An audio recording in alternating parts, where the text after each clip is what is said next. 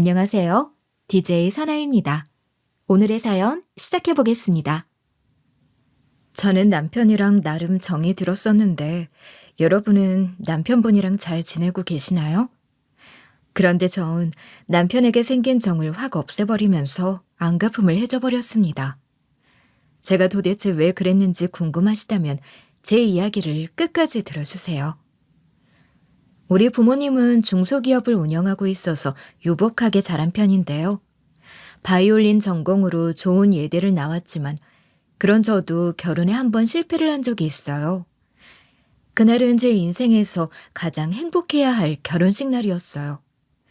부모님과 친구들이 신부 대기실로 하나둘씩 들어와 축하해주고 있었죠. 그러던 중 문이 벌컥 열리더니 어떤 여자가 창백해진 얼굴로 들어오는 거예요. 게다가 여자 배가 불룩하게 불러있어서 어리둥절해 했었어요. 처음 보는 여자였는데 그 여자가 저한테 다가와서 이러는 거예요. 그 사람이 오늘 여기서 결혼한다고 해서 왔거든요. 혹시 저 누군지 알아요? 지금 전부 다 알고 있는데도 결혼하시는 거죠? 여자가 이러면서 손에 잡히는 대로 물건을 하나씩 집어던지면서 깽판을 치는 거예요. 저는 그 여자의 존재를 아예 모르고 있었거든요. 그 여자도 제 존재를 모르다가 저랑 결혼한다고 예비 남편에게 버림을 받았다는 거예요. 이런 상황이 너무 갑작스러워서 눈을 동그랗게 뜬 채 얼어붙어 있었는데요. 그러다 제가 그게 무슨 소리냐, 처음 듣는 소리라고 이야기했어요. 그 순간 그 여자가 잔뜩 흥분한 채로 씩씩거리면서 이러는 거예요. 저 그쪽 예비신랑이랑 사귀는 사람이었고 혼전 임신까지 했어요. 그래서 결혼하기로 했는데 갑자기 잠수 이별을 해서 알아보니까 그쪽이랑 결혼을 한다고 하더라고요. 그 말을 듣고 제 모든 게 무너져 내리는 것 같았죠. 처음에는 그 여자가 하는 말이 도저히 믿겨지지 않아서 그럴 리 없다고 잘못 알고 오신 거 아니냐고 물어봤어요. 근데 바로 그때 예랑이가 들어오면서 모든 진실을 알게 됐어요. 그 여자가 예랑이를 보자마자 달려들어서 머리채를 잡았고 예랑이가 계속해서 미안하다고 소리치고 있었거든요. 예랑이가 여자 손에 겨우 빠져나와서 저한테 다가왔길래 제가 이렇게 따져 물었어요. 뭐야? 이게 어떻게 된 일이야? 당신 나 몰래 바람 피우고 있었어? 저 여자가 무슨 말을 했는지 다 들었거든? 저 여자가 혼전 임신해서 결혼하려고 했던 게 사실이야? 예랑이가 사색이 된 채로 입을 열긴 했는데요. 그때 예랑이가 내뱉은 말들이 저를 더 큰 절망에 빠뜨렸어요. 미안해. 나도 어떻게 이 일을 해결해야 할지 몰랐어. 그래서 관계를 제대로 정리하지 못하고 당신한테도 숨기고 있었던 거야. 예랑이가 이러는데 제 뒤통수를 누가 딱 하고 친 것 같은 거예요. 순간 화가 머리끝까지 나서 이런 식으로 악을 질렀거든요. 그래서 그동안 날 속이고 있었다고? 나 몰래 다른 여자를 만나고 있었으면서 그것도 결혼까지 하려고 했으면서 이 모든 걸 숨기고 날 속인 거야? 제가 격분하면서 예랑이 멱살까지 잡았는데요. 거기서 예랑이가 고개를 숙인 채로 이런 말만 중얼거리고 있는 거예요. 당신을 만나다 보니 당신을 더 좋아하고 사랑하게 돼서 헤어지려고 했어. 근데 저 여자가 임신했다고 하잖아. 임신한 여자친구를 버리면 소문이 안 좋게 날까봐 잘해주다 보니 일이 이렇게 된 거야. 예랑이가 이렇게 변명하는데 더 열이 받더라고요. 결국 제가 파혼하자고 하고 결혼식장을 박차고 나오는데 제 눈에는 눈물이 차오르고 있었고 마음은 산산조각 나고 있었어요. 당연히 결혼은 와장창 깨졌죠. 그 자리에서 친정 부모님께 죄송하지만 이 결혼 못하겠다고 했어요. 친정엄마는 저를 부둥켜 안으면서 우셨고 친정아빠는 아무 말도 못하시더라고요. 이렇게 제가 파혼하게 된 후로 남자를 만나는 게 무서워졌어요. 저는 그 기억 때문에 남자를 한동안 만나지 않았고 그게 소문이 나서 중매도 잘 안 들어오는 거예요. 시간이 지나니까 친정엄마가 속이 타들어가셨는지 제게 이런 말씀을 하셨어요. 너 설마 결혼을 아예 안 할 생각이니?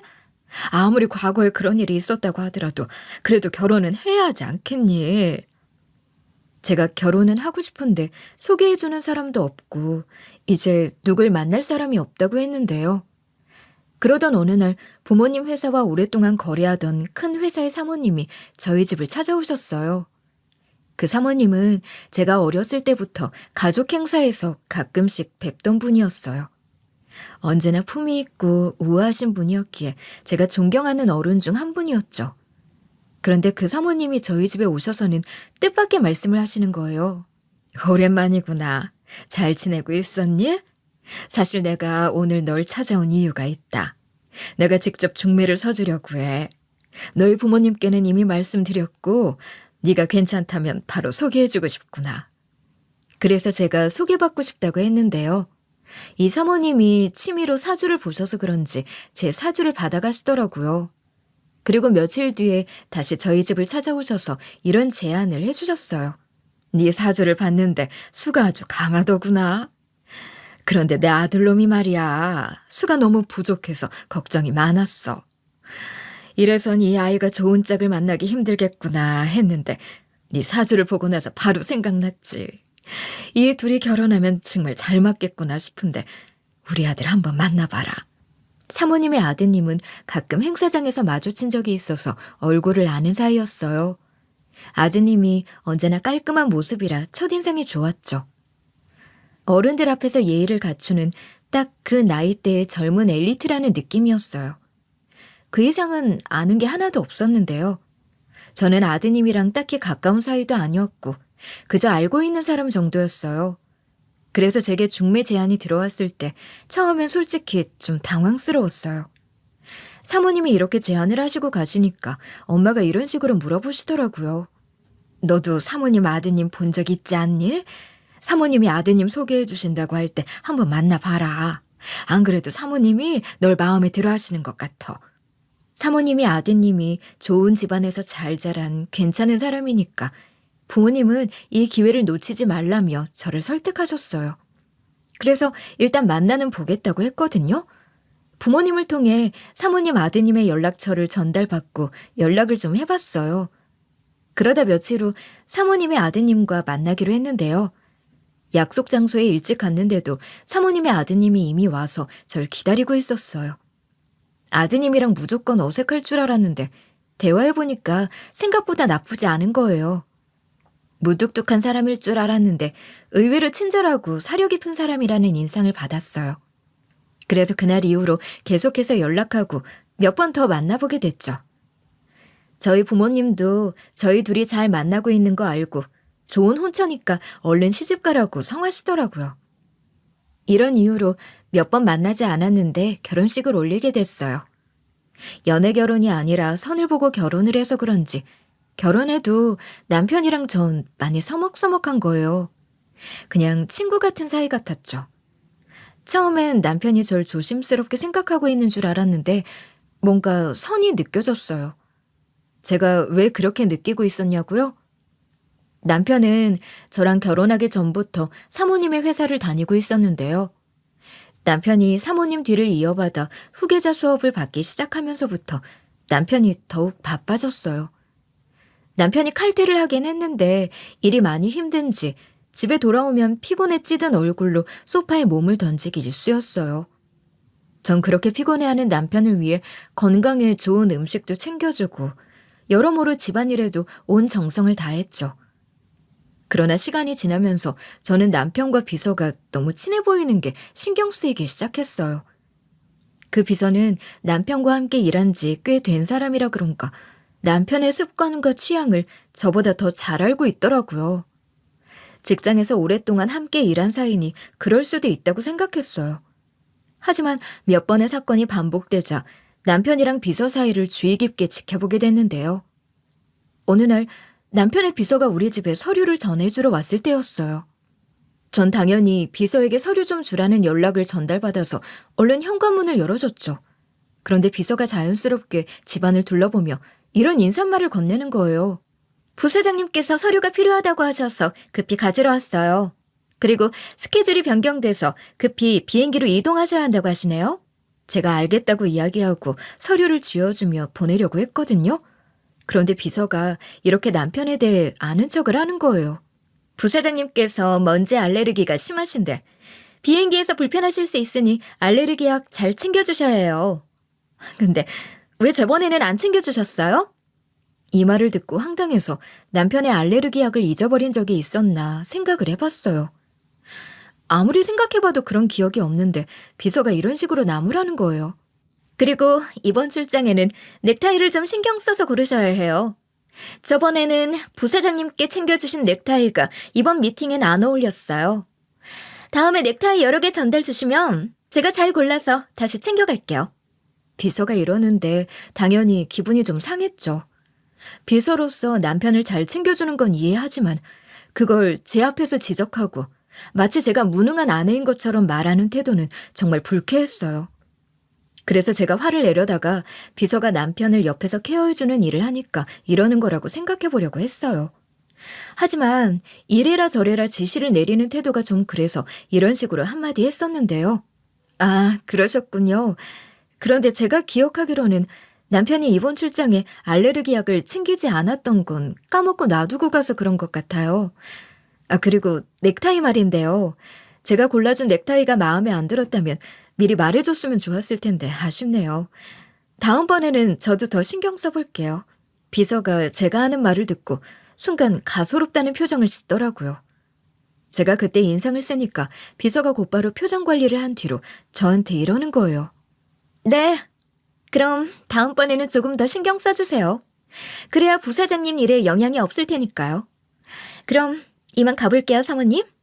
비서가 이렇게 말한 다음에 가버리니까 의심이 드는 거예요.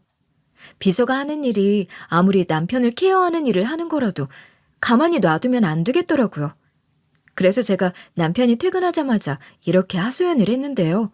오늘 비서가 집에 다녀갔는데 무슨 일이 있었나 봐. 알레르기 약 얘기도 하고 넥타이 얘기도 하더라.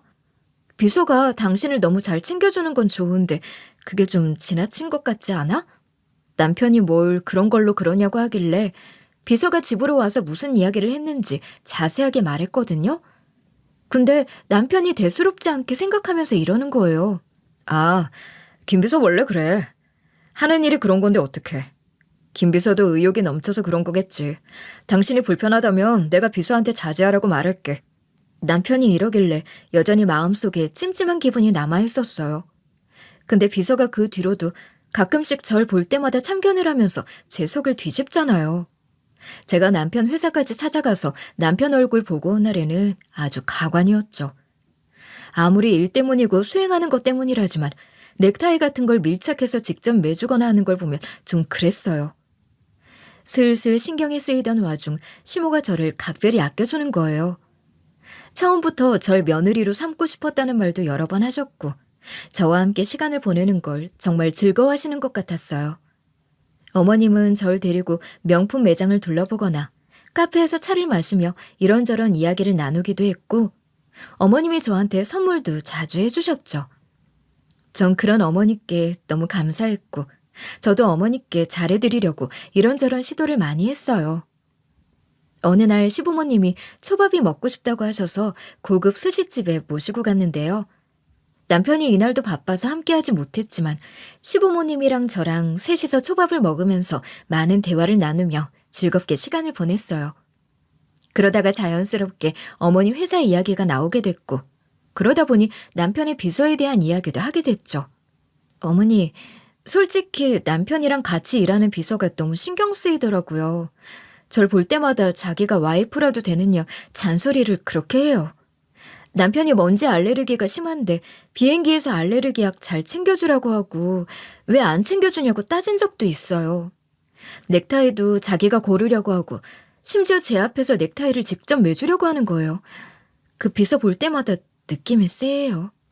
제가 이렇게 쌓여뒀던 걸 전부 다 털어놓으니까 어머님이 눈살을 살짝 찌푸리시는 거예요. 그리고 시모가 이런 식으로 제 편을 들어주셨어요. 이야기 들어보니 버릇이 없는 비서 같네. 내가 자르라고 말해놓을게. 그리고 걔보다 며느리 네가 훨씬 예쁘니 걱정하지 말아라. 전 말이라도 너무 감사하다고 생각하고 있었는데요. 그 뒤로 비서가 일 때문에 우리 집에 찾아온 적이 없는 거예요. 남편 퇴근길에 몇 번 회사로 가보니까 비서가 안 보였어요. 그 비서가 정말로 잘린 것 같았죠. 시부모님의 사랑도 받고 있고 눈에 거슬리는 비서도 치워버렸으니 열심히 아이를 가지려고 노력했어요. 결혼 후 얼마 지나지 않아 저는 처음으로 아이를 가지게 된 거예요. 두근거리는 마음으로 병원을 찾아갔고 남편이랑 같이 우리 아이가 태어나길 기다리고 있었어요. 그런데 그 기쁨은 오래가지 않았죠. 첫 번째 유산을 겪었을 때 전 정말 마음이 무너져 내리는 것 같았어요. 병원에서 집으로 돌아오는 길, 저는 울음을 참지 못하고 눈물을 흘리고 있었는데요. 남편이 그런 제 손을 꼭 잡으며 한숨을 쉬더니 이러는 거예요. 당신이 일부러 그러고 싶어서 아이를 떠나보낸 게 아니잖아. 몸조리 잘하자. 고생했어. 아이야 또 가지면 되니까 너무 그렇게 생각하지 마. 남편이 이렇게 절 위로해줘서 다시 일어설 힘을 얻을 수 있었어요. 남편이 제 옆에서 든든하게 지켜주는 것 같아 조금은 안심할 수 있었는데요. 그렇게 첫 번째 유산의 상처를 이겨내고 다시 아이를 가지려고 노력하고 있었죠. 그러나 얼마 지나지 않아 두 번째 아이도 유산하게 된 거예요. 한 번의 아픔을 겪고 나니 이번엔 꼭 잘해내고 싶었는데 또다시 그런 일이 벌어졌으니 정말 절망 그 자체였죠.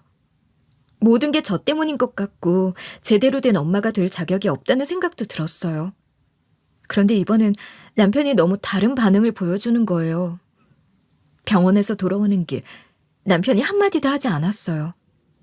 의사 선생님께서 유산을 이야기한 뒤로 남편이 내내 무표정이었거든요.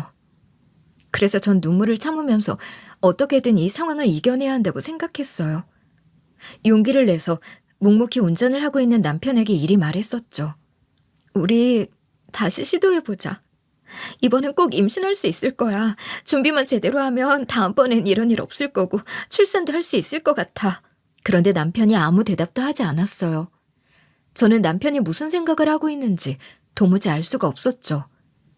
이 이상의 침묵을 더 이상 참을 수가 없어서 억지로 목소리를 내서 물어봤는데요. 여보, 왜 아무 말도 안 해? 또 유산 진단받아서 그러는 거야? 아까부터 내가 계속 말하고 있는데 전부 다 무시하고 있잖아. 제가 이렇게 따지고 드니까 남편이 제 쪽을 힐끔 바라보더라고요.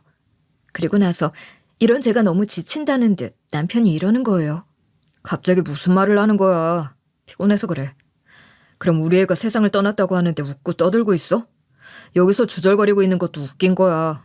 남편이 이러고 나서 그 뒤로 단 한 번도 저를 쳐다보지 않았어요. 집에 도착했는데도 남편이 절 외면하고 있으니까 화가 나고 어이가 없고 황당하더라고요. 제가 대화를 시도해봐도 남편이 절 피해 다니더니 밤에는 남편이 곧바로 침실로 들어가는 거예요.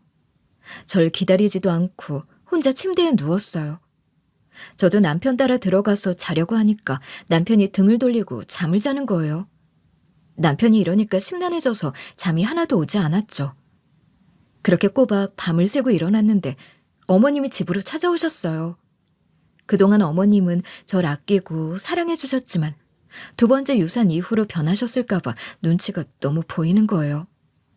아니나 다를까 시모가 제게 이런 말씀을 꺼내셨어요. 소연아, 아들한테 이야기 전부 다 들었다. 두 번째 유산을 했다는 소식을 듣고 마음이 많이 아팠어. 하지만 너도 알다시피 우리 집안에서는 대를 잇는 게 정말 중요한 일이야. 어머님이 차분한 목소리로 말씀하셨지만 그 속에는 어딘가 냉랭함이 느껴졌어요. 제가 아무 말도 안 하니까 어머님이 조심스럽게 이런 식으로 말을 이어가시더라고요. 너도 얼굴이 많이 안 좋아 보여서 하는 말인데 우리 아들이 엄청 마음 상한 것처럼 보였어. 그냥 애를 안 갖는 것도 생각하고 있다고 하더라. 그러니까 너라도 포기하지 말고 좀 더 노력해봐. 남편이 속으로 아이를 포기하려고 생각하고 있었다니 충격을 받고 있었는데요. 그리고 어머님이 저를 책망하는 것처럼 말씀하셔서 제가 이렇게 대답했어요. 어머님, 저도 최선을 다하고 있어요. 정말로 제가 할 수 있는 모든 걸 하고 있다고요. 저도 꼭 우리 애 갖고 싶어서 할 수 있는 건 다 할 거니까 걱정하지 마세요. 하지만 어머님이 제 대답을 듣고도 그다지 만족스러워 보이지 않았어요. 오히려 절 걱정하는 듯한 표정을 짓는 대신 차가운 시선으로 바라보시면서 이러시는 거예요. 네가 그렇게 말해주니 다행이야. 하지만 이제는 네가 조금 더 신경 써야 할 때라고 생각해. 우리 아들도 많이 힘들어하고 있으니까 너도 그 부분을 생각해줬으면 해. 이후에 대화는 겉돌기만 하고 시모가 옛날이랑 다르게 더 이상 제 건강이나 마음 상태에 대해 관심을 보이지 않는 거예요. 오히려 시모가 저한테 문제가 있다는 식으로 이제 네가 좀 더 신경을 써야 할 때라는 말을 강조하셨어요. 시모가 이렇게 차가워지시니까 적응이 안 되더라고요. 일단 어머님이 이렇게 돌아가시고 남편이랑 저녁 식사를 함께 하게 됐는데 남편이 식사 중에도 계속해서 휴대폰만 보고 대화에 거의 응답하지 않았어요. 그래서 제가 용기를 내서 남편이랑 시모가 변한 것 같다고 말하려고 했지만 남편이 피곤하다며 대화를 회피하고 방으로 들어가 버리는 거예요. 남편이 절 아이의 귀찮아하는 것처럼 굴었어요. 그렇게 유산한 후 집에 혼자 있는 시간이 많아졌죠. 남편이 일이 바쁘다는 핑계를 대면서 계속 늦게 귀가하더라고요. 시어머니와의 관계도 서서히 변해갔어요. 시모도 예전만큼 자주 연락을 하지 않았는데요. 세 번째 유산 소식을 들었을 때 전 그 어떤 말로도 표현할 수 없는 절망에 빠지고 말았어요. 결혼 후 1년 동안 3번이나 유산을 겪은 저는 이제 모든 희망을 잃은 것 같았죠. 아이를 가지려고 그렇게 애를 썼는데 결국 제 손에 남은 건 텅 빈 마음뿐이었어요. 병원에서 집으로 돌아오는 길, 남편과 시어머니에게 전화를 걸어 이 소식을 전했는데요. 남편의 목소리는 여전히 차가웠고 시어머니는 무슨 말을 해야 할지 모르겠다고 하시는 거예요. 저는 남편이랑 시모 반응을 듣고 더 이상 기대할 것도 위로를 바랄 것도 없다는 사실을 깨달았어요. 집에 도착해서 혼자서 의무를 있는데 초인종이 울리는 거예요. 인터폰을 확인해 보니 남편 비서가 서 있어서 놀랐죠. 일단 문을 열어줬는데 전이랑 다르게 비서 배가 불러있는 거예요. 그래서 제가 당혹스러워하면서 이렇게 물어봤는데요. 갑자기 뭐 때문에 찾아오신 거예요? 남편한테 따로 들은 말이 없는데. 전 비서님 그만둔 걸로 알고 있거든요. 그만둔 거 아니셨어요? 제가 이러니까 비서가 자기 배를 너무 애틋하게 쓰다듬는 거예요. 지금 뭐 하는 짓인가 싶어 빤히 쳐다보고 있는데 비서가 이러더라고요. 제 배를 좀 보세요. 제가 일 때문에 온 걸로 보이세요? 할 말이 있어서 왔어요. 제가 그쪽한테 꼭 해야 할 말이라서 온 거라고요. 비서가 이러는 게 너무 당황스러웠지만 일단 집에 들일 수밖에 없었어요. 그 비서의 배가 만삭인 것처럼 엄청 나와 있으니까 순간 데자뷰가 느껴져서 대체 뭐 때문에 찾아왔는지 대화를 좀 해봐야겠더라고요. 그런 이유로 비서를 집 안으로 들인 거죠. 제가 몸을 비켜주자 비서가 들어오길래 혹시나 해서 모른 척하고 물어봤는데요. 그만두시고 나서 결혼하셨나 봐요. 결혼은 언제 하신 건데요? 그나저나 임신한 몸으로 여기까지 어쩐 일로 오신 거예요? 제가 이러면서 왠지 모르게 불길한 느낌이 든다고 생각하고 있었어요. 그런데 그 비서가 이런 말을 중얼거리면서 집안을 두리번거리는 거예요. 결혼하려면 일은 하긴 해야죠. 아무리 시댁들 곳이 잘 사는 집안이라고 해도 신세만 질 수는 없으니까요. 하지만 우리 아가 때문에 일을 좀 쉬어야 하긴 하는데. 그러다가 안방을 발견하고 그 안으로 쏙 들어갔어요. 그래서 저도 얼른 따라 들어갔더니 비서가 침대에 딱 걸터 앉으면서 이러는 거예요. 방금 결혼했냐고 물어봤었죠? 결혼은 아직인데요. 이 집에서 살려고요. 오늘부터 내가 사모님이에요. 애도 못 가지면 쫓겨나는 게 당연한 거 아니에요? 어머님도 이제 절 인정해 주실 거예요. 어머님이 인정해 주실 거라고? 그게 대체 무슨 소리인가 싶었죠. 그래서 제가 남편에게 전화를 걸었어요. 남편이 전화를 받자마자 제가 이런 식으로 쏘아붙이기 시작했는데요. 지금 비서가 찾아와서 임신한 상태로 자기가 사모님이라고 하고 어머님도 인정해 줄 거라고 하고 있거든? 이게 도대체 어떻게 된 상황이야? 전 당연히 남편이 비서가 도른년이라고 욕을 하거나 그게 무슨 말이냐고 되물을 줄 알았거든요. 근데 남편이 숨도 쉬지 않고 기다렸다는 듯이 이러는 거예요. 그래, 네 맞다. 나 너랑 이혼하고 걔랑 결혼할 거야. 엄마도 이젠 인정해 주시겠지 뭐. 이제 진실을 전부 다 알게 됐음. 나 좀 놔줘. 그 말을 듣고 속에서 열불이 확 나는 거예요. 이성을 잃은 채로 남편에게 이렇게 막 뭐라 했는데요. 뭐? 그게 무슨 말이야? 당신 미쳤어? 비서 뱃속에 있는 애가 당신 애라고? 나랑 이혼하고 얘랑 결혼할 거라고? 갑자기 무슨 개소리를 하는 거야? 제가 이런 식으로 길길이 날뛰는데 남편이 짜증을 확 내는 거예요. 신경질을 낼 사람은 전데 아주 당당하게 이런 소리를 해댔어요. 시끄럽게 뭐라는 거야. 방금 내가 전부 다 이야기했는데 왜 말귀를 못 알아듣는데? 나 지금 바쁘니까 그 외의 것은 엄마한테 들어. 그리고 나서 전화가 끊겨서 시모한테 전화를 했어요. 제가 거기서 어머니께 이렇게 말해버렸는데요. 어머님도 뭔가 알고 계셨던 거죠? 그래요. 이 집에서 불청객은 저였네요. 근데 그거 아세요? 저 유산하는 이유 다 남편 때문이에요. 남편 정자가 기형이라네요. 제가 유산한 이유는 남편의 책임이 매우 컸어요. 유산이 반복되니까 당연히 우리도 검사를 해봤을 거 아니에요. 자궁검사, 혈전 성향검사, 면역 요인 검사 같은 것들도 받았지만 부부 염색체 검사도 받게 됐어요. 남편이 차갑게 변해버려서 그 검사 결과를 저만 듣게 됐거든요. 남편의 정자가 기형이라는 사실을 알게 된 후로 제가 조사를 해봤어요. 습관성 유산을 경험한 부부 중에 남성 배우자의 정자가 손상되어 있을 확률이 높다는 거예요. 논문에 따르면 정자의 DNA에 손상이 있을 경우 배아의 발달에 영향을 미쳐서 착상 실패와 유산으로 이어진대요. 그래서 유산이 반복될 경우 남성의 생식 건강을 관리할 필요가 있다고 하더라고요. 한마디로 그렇게 고생하고 몸 상했던 게 남편 때문이었던 거예요. 그래서 제가 시모에게 이런 식으로 분통을 터뜨리고 말았어요. 저 어머니, 3번이나 유산했어요. 제가 그 고통, 그 아픔을 견뎌내려고 얼마나 애썼는지 아세요? 그런데 그 이유가 전부 다 남편 때문이었다고요. 남편의 정자가 기형이어서 그런 거였다고요. 그렇게 말한 다음에 일방적으로 전화를 끊어버렸어요.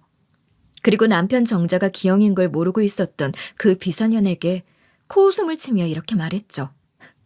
그래, 꼭 순산해라. 네 뱃속에 있는 아이가 참 불쌍하다. 너도 나중에 남편 놈 유전자 엉망진창인 거 알고 질질 짜게 될 거야. 이러고 나서 비서가 뭐라 씨부리든 간에 짐을 쌌어요. 마음 같아서는 바로 나가고 싶은데 짐이 한두 개가 아니라서 시간이 좀 걸렸는데요.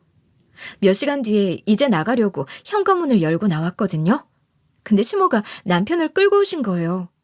저는 그 둘을 개무시하고 가려고 했는데 어머님이 절 붙잡고 이러시더라고요. 소연아, 가지 마라. 일단 안으로 들어가서 이야기 좀 하자. 내가 괜히 할 말이 있어서 전화로 이야기 안 하고 여기까지 온 거야. 어머님이 갑자기 이러는 게 너무 성질이 나는 거예요. 그래서 당연히 그런 시모 손을 뿌리치면서 이랬는데요. 네? 제가 왜 그래야 하는데요? 싫어요. 더 이상 여기 있고 싶지도 않아요. 어머님은 그토록 가지고 싶었던 손주 보게 되셨으니까 저쪽으로 가서 비선현이랑 대화나 하세요. 제가 이러면 어머님이 손을 놓아주실 줄 알았거든요. 근데 시모가 카리스마 있게 이러시는 거예요. 안 된다. 일단 따라와. 이대로 끝낼 수는 없어. 너네들 이렇게 이혼시키면 평생 후회할 것 같으니까 듣고 가라. 들어본 다음에 네 마음대로 해. 그 모습이 너무 자신만만해 보여서 무슨 반전이 있나 싶은 거예요. 그래서 시모를 조용히 따라 들어갔는데 상간녀가 시모를 보자마자 이러더라고요. 어머님, 오셨어요? 이젠 진짜로 며느리로 받아주셔야 해요. 저 곧 있으면 애 태어나요. 전현이랑 다르게 유산도 안 하고 우리 애 잘 품고 있다고요.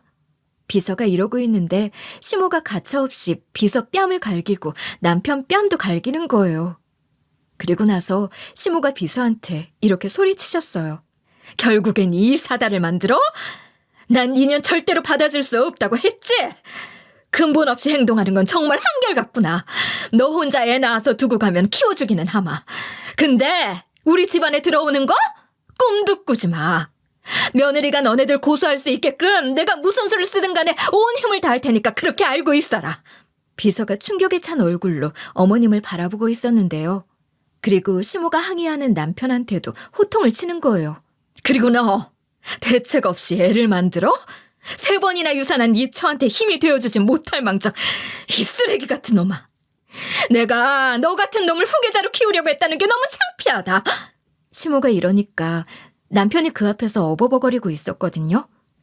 그런데 바로 그때 비서가 시모 앞으로 튀어나와서 이런 식으로 소리를 빽 지르더라고요. 이 아이, 어머님께서 그렇게 고대하시던 친손주라고요. 저 사람은 3번이나 유산을 했는데 저는 건강하게 지켜냈다고요. 그런데 절 고소하시겠다고요? 못하실걸요? 어머님 아들의 하나뿐인 핏줄이 사생아가 되는 건데? 비서가 이러고 나서 자기 뺨 친 거 사과하라고 발광을 하는 거예요. 시모가 눈이라도 깜짝할 줄 알았나 봐요. 그런데 우리 시모가 그런 비서가 오히려 가소롭다는 듯이 이렇게 말씀하셨어요. 그딴 아이, 사생아가 되든 말든 내가 알게 뭐야. 니녀는 내 며느리를 괴롭힌 더러운 상간녀일 뿐이야. 감히 저질스럽게 애를 가지고 날 협박하다니. 앞으로 각오해야 할 거다. 비서랑 남편이 생각했던 반응이랑 달랐나 봐요. 이러면 보통은 하는 수 없이 받아줄 줄 알았는지 둘이 적잖이 당황하더라고요. 비서가 상황 파악이 됐는지 태세 전환을 했어요. 바로 시모한테 살려달라고 고소만큼은 하지 말아달라고 빌기 시작했죠. 그니까 시모가 비서한테 삿대질을 하며 이렇게 윽박지르셨어요. 뭐? 살려달라고? 고소당하기 싫으면 사과는 내 며느리한테 해야지, 이년아. 어머님이 이러시니까 비서가 바로 제 쪽으로 몸을 돌려서 시모 좀 말려달라고 비는 거예요. 그니까 시모가 남편이랑 비서 사이를 술술 불기 시작했어요. 남편이 저랑 결혼하기 훨씬 전부터 비서랑 연애를 하던 사이였는데 시모가 거세게 반대해서 결혼을 하지 못했대요. 비서가 범죄 이력이 있어서 결혼을 반대했다고 하더라고요. 제가 비서한테 전과가 있는 건 어떻게 아셨냐고 물어보니까 남편이 비서랑 결혼을 전제로 만나고 있다고 시모한테 소개해준 후에 이야기를 해주셨어요. 시모가 비서를 소개받고 나서 마침 회사에 이상한 소문이 흐르고 있었다는 거예요. 직원들이 비서가 시모 회사에서 일하기 전에 범죄를 저질렀다고 수군대고 있으니까 시모가 뒷조사를 해봤대요.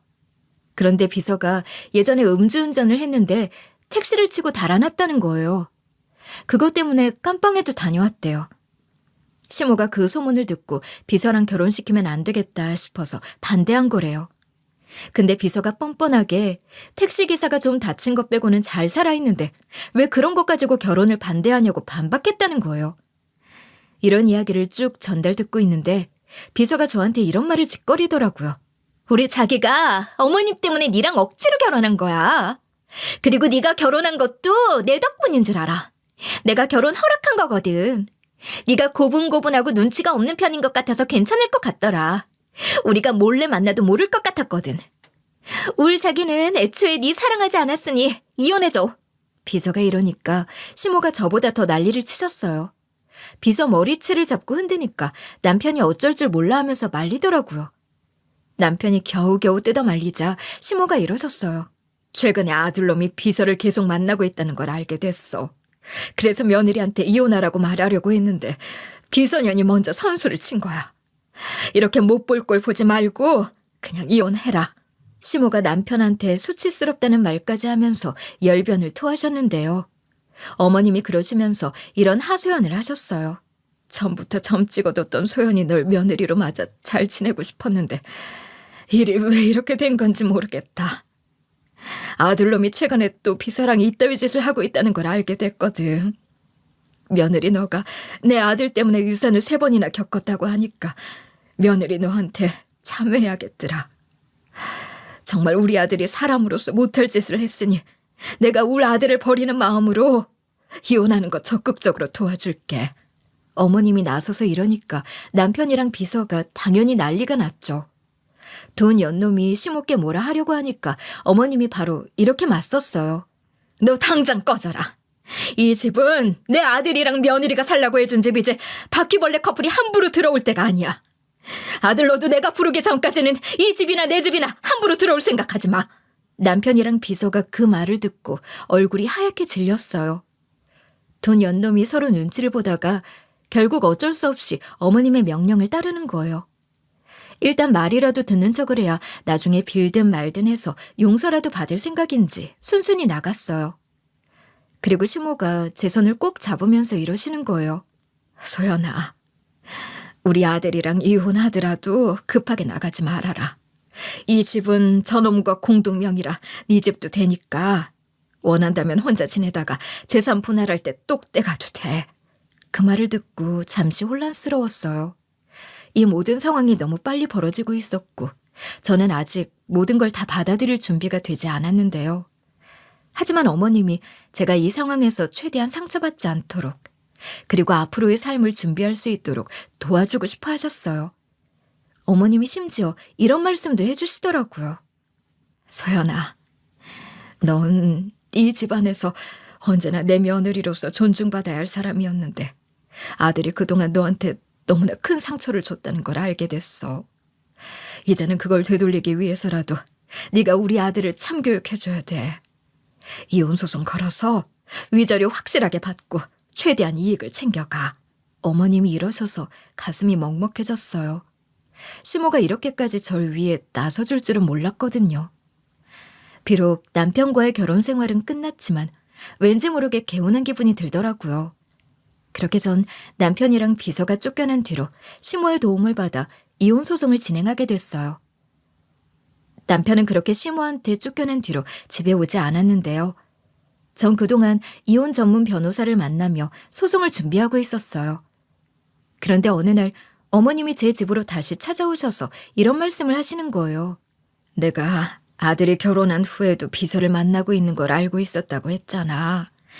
나 그동안 며느린 널 위해 증거들을 계속 모으고 있었다. 그래서 맨날 너한테 하던 전화나 문자가 줄었던 거야. 비서랑 아들이 데이트를 할 때마다 몰래 따라다니면서 사진을 찍었어. 내가 그 사진들 전부 다 줄게. 어머님이 이러시면서 그 사진들을 전부 다 제게 주신 거예요. 시모가 건넨 사진들은 남편이랑 비서가 몰래 만나는 모습들이 찍혀 있었어요. 남편이랑 비서가 주로 외진 곳에서 만났지만 어머님이 그 모든 순간을 포착해 두셨던 거였어요. 사진 속 남편의 모습은 이전에 제가 알던 그 사람이 아니었어요. 제가 유산을 겪으면서 힘들어하는 동안 냉정하게 굴던 남편이 환하게 웃으면서 비서와 손을 잡고 있더라고요. 제가 그 모습을 가만히 내려다보고 있으니까 어머님이 이러셨어요. 소연아, 이걸로 이제 너도 그 사람들한테 당당하게 맞설 수 있어. 이제 네가 할 일은 이 증거들을 가지고 아들이랑 이 비소년이 저지른 잘못에 대해 책임을 묻는 거야. 그렇게 제가 시모 손에 들린 사진들을 받아들었어요. 어머님 덕분에 그 사진들을 증거로 이혼 소송과 상간녀 소송을 걸 수 있게 됐는데요. 변호사를 만나서 모든 증거를 제출했고 법정에서 남편의 불륜을 명백히 입증할 수 있는 증거들이 충분하다고 판단했고 이로 인해 이혼이 순조롭게 진행됐는데요. 재산 분할이나 위자료 등의 문제에서도 당연히 제가 유리한 위치에 설 수 있었죠. 소송 결과가 나왔는데 남편은 저랑 재산 분할한 다음에 위자료를 지급해야 했고 비서도 저한테 위자료를 줘야 했어요. 이혼 소송에서 제가 완전한 승리를 거두게 된 거예요. 이혼 소송과 상간녀 소송이 마무리되자 전 비로소 자유를 되찾을 수 있었어요. 그동안 절 억누르고 있었던 모든 감정들이 해방된 것 같은 기분이 드는 거예요. 재산이나 위자료를 받게 돼서 좋았던 게 아니라 그동안 잃어버렸던 제 자신을 되찾은 것 같았죠. 전 남편은 물론 전 시모의 관계도 정리되었고 이제는 홀로서기에 집중하며 차츰 마음의 평화를 찾아가고 있었는데요. 그런데 어느 날 전 시모로부터 전화가 걸려왔어요. 휴대전화 화면에 어머님이라는 글자가 딱 뜨자마자 잠시 망설였어요. 이미 이혼한 상태인데 전 시모의 연락을 받는 것이 부담스러웠거든요. 하지만 잘 이혼할 수 있게 도와주신 전 시모의 전화라면 그냥 넘길 수는 없다는 생각이 들었어요. 그래서 전화를 받았는데 전 시모가 잘 지내냐고 물어보시는 거예요. 어머님 덕분에 잘 지내고 있다고 짧게 대답했는데 그 뒤에 침묵이 흐르더라고요. 도대체 전 시모가 무슨 말을 하려고 이러나 싶었는데 곧이어 전 시모가 이런 식으로 입을 여셨어요. 그 뒤로 비서가 결국 아이를 낳았는데 정상적인 애가 아니었어. 아들의 기형정자 때문인 것 같더라. 그래서 비서가 아들한테 네가 키우라고 했는데 아들도 싫다고 했대. 아들이 비서한테 양육비 줄 테니까 네가 알아서 키우라고 했는데 비서도 싫다고 했다고 하더라. 이런 이유로 결국 애를 입양 보내게 됐어. 남편의 기형정자가 우리 사이에 벌어진 모든 비극의 원인이었는데 이제 그 비극이 또 다른 생명에게까지 이어졌다니. 애는 무슨 죄겠어요. 부모를 잘못 만나서 어딘가 불편하게 태어난 것만으로도 너무 불쌍한데 버려지기까지 했다니 할 말이 없더라고요. 전 남편이나 비서년이나 둘 다 진짜 쓰레기 같았어요. 전시모가 이런 인성 더러운 것들에 이골이 났는지 이런 말을 덧붙이시는 거예요. 그 아이가 입양되었다고는 하지만 어떻게 되었을지 모르겠다. 이 모든 일이 결국 아들의 잘못에서 비롯되었다는 걸 이제는 나도 인정해야겠더라. 전시모가 이러면서 자식을 잘못 키웠다. 아들 농사를 망쳤다는 이야기를 하셨어요. 그리고 나서 저한테 이런 당부의 말씀을 해주시더라고요. 소연아, 난 네가 이 사실을 알았으면 해서 전화했어. 넌 그동안 너무나 많은 고통을 겪었고 이제는 그런 일에서 벗어나 행복해져야 할 사람이야. 우리 아들한테 확실히 정을 떼놓으려고 말한 거니까 행여나 아들한테 연락이 오더라도 절대 만나주지 말아라. 전시모가 이러셔서 절대 만날 일 없을 거라고 했어요. 그리고 그 말을 마지막으로 전시모와의 통화가 끝이 났는데요. 죄를 지은 사람이 벌을 받고 모든 일들이 제자리로 돌아가는 기분이 들어서 다행이라고 생각했죠. 이혼 소송이 끝난 후 전 마음의 평화를 되찾으려고 노력했어요. 과거의 상처를 뒤로하고 새로운 삶을 시작하려고 했죠. 그래서 전 기분 전환이라도 할 겸 바이올린 레슨을 하며 여유롭게 살고 있어요. 그런데 어느 날 부모님께서 절 부르시는 거예요. 집으로 잠깐 와보라고 해서 가봤거든요. 부모님이 평소랑 다르게 진지한 표정이시길래 무슨 일인지 궁금했어요. 그런데 친정엄마가 제게 충격적인 소식을 전해주는 거예요. 소연아, 이혼해서 이제 이전 사부인이 된 사모님 말이야. 우리랑 거래하던 회사 사모님이시잖아. 그 사모님이 우리 회사에 큰 도움을 주기로 했단다. 사모님이 그동안 네가 겪었던 일들에 대해 많이 신경이 쓰이셨나 봐. 그래서 이번에 사모님 회사에서 사용하는 주요 부품이나 원자재를 우리 회사로부터 독점적으로 공급받기로 약속하신 거 있지? 전시모가 아들 때문에 유산을 3번이나 한 걸 되게 미안해 하셨잖아요. 안 그래도 전시모랑 우리 부모님이랑 친분이 있으니까 어떻게든 만회하고 싶었나 봐요. 전시모가 우리 가족 회사를 위해 이렇게까지 해주실 거라고는 상상도 못했거든요. 근데 친정아빠가 이어서 이런 이야기도 해주시는 거예요. 그것뿐만이 아니야. 사모님 회사가 우리 회사의 해외 진출을 지원해주기로 하셨어. 사모님 회사의 해외 지사나 파트너를 통해 우리 제품이나 서비스를 해외 시장에 소개하고 진출 전략을 적극적으로 도와주시겠대. 부모님이 오랫동안 해외 진출을 꿈꿔왔는데 전시모의 도움으로 이룰 수 있다니. 꿈이 현실이 될 수 있다는 생각에 가슴이 벅차올랐어요. 친정엄마도 저랑 똑같이 잔뜩 들떠서는 이러시는 거예요. 뿐만 아니라 사모님이 우리 회사의 기술 협력을 제안해서 사모님 회사의 최신 기술이나 노하우를 공유해주겠다고 하더라. 그리고 자문 역할도 맡아주셔서 경영 전략이나 비즈니스 모델 개선에도 도움을 주고 계셔. 전시모가 이렇게까지 선의를 베풀어 주시다니 놀랍기도 하고 감사하기도 했는데요. 친정아빠도 너무 좋아하시면서 이런 말을 해주셨어요. 덕분에 우리 회사의 생산 효율성이 높아지고 새로운 제품 개발에도 큰 도움이 될 것 같아. 사모님이 우리에게 이렇게 큰 도움을 줄 줄은 몰랐네. 네가 시집가서 그런 고생을 한 걸 너무 미안해하시면서 진심으로 우리를 도와주고 싶어 하시는 것 같더구나. 전시모의 도움 덕분에 부모님 회사가 크게 발전했다는 소식을 들었을 때 믿겨지지 않았어요. 그런데 그때 친정엄마께서 이보다 더한 소식을 전해주시는 거예요. 그리고 서연아, 사모님이 네 전남편이랑 손절했다고 하더라. 사모님이 그러시는데 아들이 바람을 피워서 안 그래도 실망스러웠대. 근데 그 아들놈이 비서랑 사이에서 생긴 아이를 입양 보낸 뒤로 완전히 정이 떨어졌다고 하더라.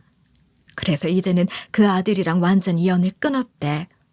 그런데 전 남편이 부모님 덕에 잘 살았던 거지 손절당하니까 거의 거지꼴이 되었대요. 전 남편이 전시모를 찾아가서 이렇게 싹싹 빌었다는 거예요. 엄마, 비서랑 헤어졌으니까 제발 나 좀 받아줘. 내가 잠시 제정신이 아니었던 것 같아. 그러니까 제발 전처럼 잘 지내면 안 될까? 이런 식으로 사정했는데도 전시모가 안 들어줬다고 하더라고요. 그니까 전 남편이 뻔뻔하게 울먹거리면서 이랬대요. 아니, 이제부터 안 그러면 되잖아. 다른 사람도 아니고 엄마 아들인데 이럴 거야? 전 와이프 때문에 그래? 전 아내한테 사과 받아오면 전처럼 대해줄 거야? 전 시모가 그 말을 듣고 눈깔이 획 뒤집혔다는 거예요. 이런 식으로 소리를 빽 지르면서 전 남편에게 으름장을 놓으셨대요. 뭐라고? 이게 진짜로 정신이 나갔나? 네가 드디어 미친 거야? 네가 거길 왜 찾아가? 너랑 이혼하고 잘 살고 있는 며느리를 왜 찾아가냐고. 다시 한 번만 찾아가겠다는 말만 해봐. 이 양심도 없는 놈아. 이러면서 전 남편한테 국자를 휘두르셨다고 하더라고요. 그때 국자에 묻어있던 음식물이 죄다 튀어서 전 남편이 허우적거리면서 피하다가 도망갔대요. 부모님한테 그 말을 듣는데 어이가 없었고 끝까지 뻔뻔한 양반이라고 생각했어요. 그러면서 전 남편이 나름대로 죗값을 치르고 있는 것 같아서 기분이 좀 나아졌는데요. 그래서 이렇게 사연글을 보내보게 된 거예요. 남들은 이혼했다고 하면 안쓰럽게 보는데 이혼하는 게 최악의 결과가 아니에요. 어쩌면 참고 사는 게 최악의 결과가 될 수 있으니 이혼을 생각하고 계신다면 반드시 벗어나시길 바랄게요.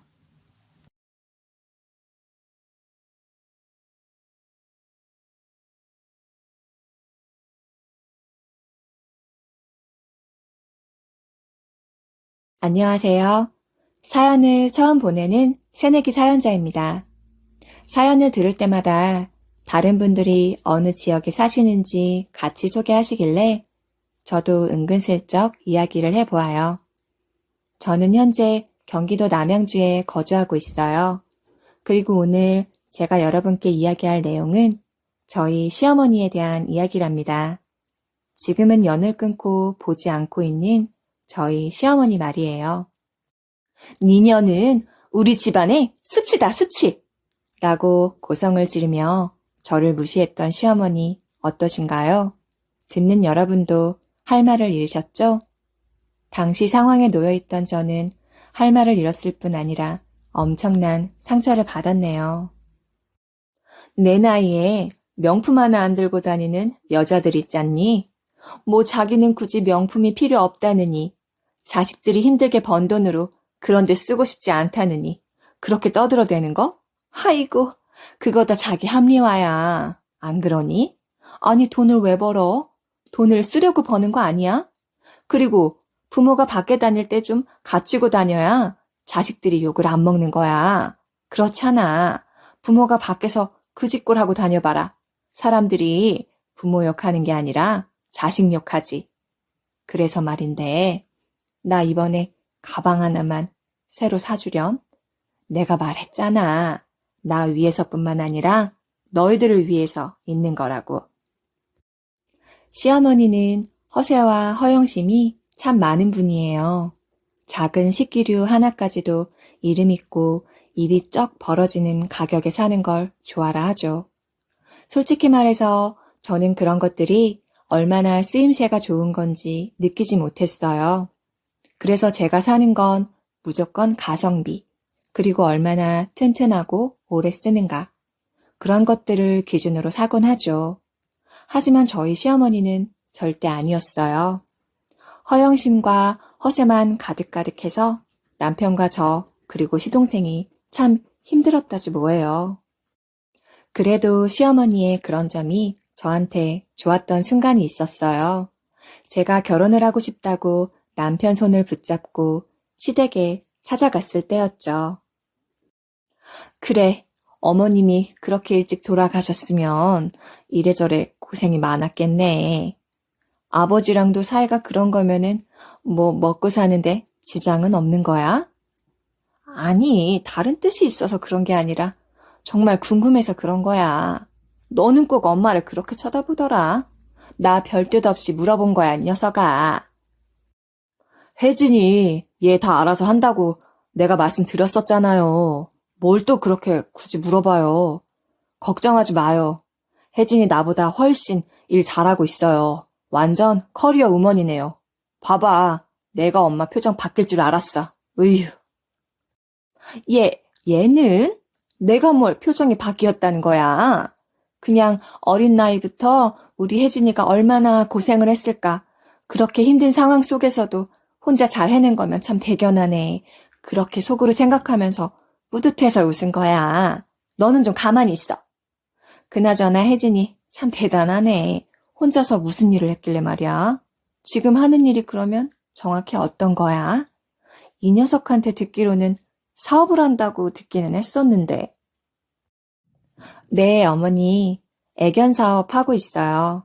요즘에 반려견을 워낙 다들 많이 키우다 보니까 반려견 사업을 해보는 게 어떨까 해서 시작했거든요. 저도 저희 집 강아지들 키우면서 이런저런 불편한 게 많았었는데 그걸 보완해보면 어떨까 해서 시작한 게 운이 좋게도 잘 되었어요. 요즘은 SNS랑 여러 가지 매체에도 홍보 열심히 하고 있어서 아시아 쪽으로 슬슬 반응도 오고 있고요. 어머머, 아유 기특해라. 어쩌면 그렇게 머리가 좋을까 몰라. 그래, 요즘은 인터넷으로 하는 일이 그렇게 잘 된다더라. 어쩌면 상호 너 혜진이한테 잘해, 응? 니들 결혼해서 살면서 혜진이 속상하게 하는 일 있으면 내가 너 아주 가만 안 둬, 이 녀석아. 아이고 혜진아, 우리 잘 지내보자. 여자 혼자서 그렇게 크게 사업을 키우기까지 네가 얼마나 고생 많았겠니? 나를 시어머니라고 생각하지 말고 그냥 우리 안싸돈이 너한테 좋은 인연 보내주신 거다 생각하고 엄마라고 불러. 응? 아유 기특해라. 니들 나이도 있는데 시간도 끌 거 있니? 날짜 되는 대로 좋은 날 잡아서 얼른씩 올려라. 저는 애견 사업을 했어요. 감사하게도 사업이 꽤 잘 되었기에 벌이가 남편보다 좀 나았습니다. 그리고 제가 친정 엄마가 일찍 돌아가셔서 안 계시고 친정 아버지랑도 사이가 안 좋아서 좀 여러모로 상황이 꿀리는 상황이었어요. 다른 건 몰라도 가정환경 때문에 나라는 사람을 꿀리기 싫어서 시댁에 인사 갈 때도 그리고 예단을 준비할 때도 시어머니 취향에 맞게 좀 챙겨줬거든요. 그것 때문에 저를 더 좋아했던 것 같아요. 결혼을 허락 받는 것부터 일사천리로 척척 진행되었죠. 결혼하고 나서도 얼마나 사이좋은 고부 사이였는지 몰라요. 하여간에 우리 상우 엄마는 며느리 참 잘 얻었어. 요즘 세상에 이런 며느리가 어딨어.